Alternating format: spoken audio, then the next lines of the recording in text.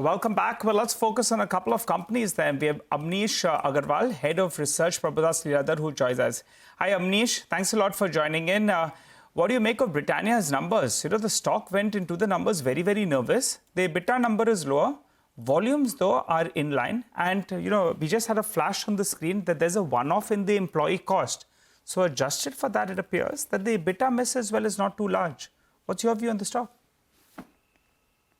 You see, volume growth at 8%, it was perfectly in line with what we anticipated. But at the gross level, there has been a decline of around, say, 160 bips.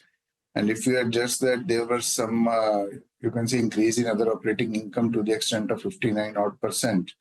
The gross margin dip is approximately 240 bips on a standalone basis.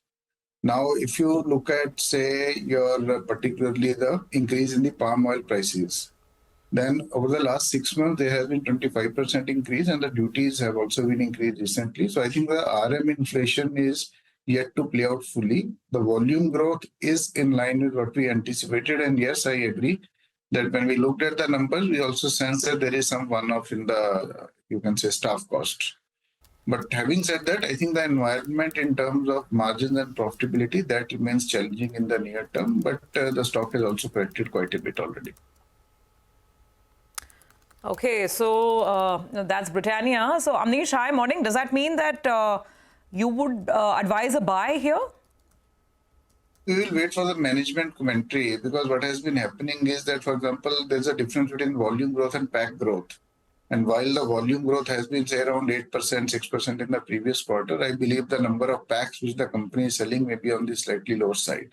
And secondly, as I said, that the entire impact of your RM inflation that is yet to play out, that is one.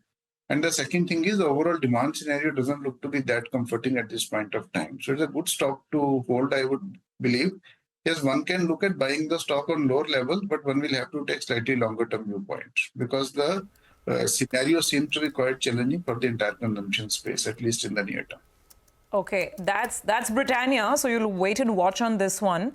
And Amnish, since we're talking consumer stocks, your view on Asian Paints? I mean, there I don't know if the market's not in a very charitable mood because I think there the issues seem to be more long-term in nature. But your thoughts?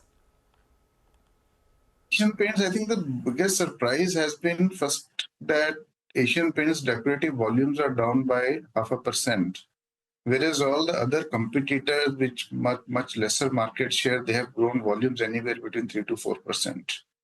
Secondly, I think even in the current quarter, the confusion doesn't seem to be there, a very sharp rebound in volumes. That is one. And secondly, I think they have also given some sort of increased rebate and discounts to the dealers.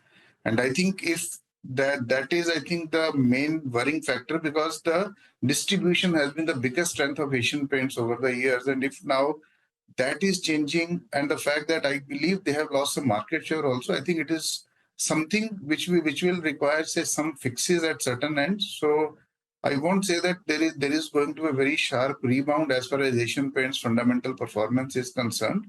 And given the fact that this year we might see, say, 15-20% cut in EPS and after that a slow recovery, I think it is not, I think there are still a lot of things to happen as far as your paint industry and Asian Paints in particular is concerned. Amnish, hi, morning. Any single stocks you're getting excited about after the fall?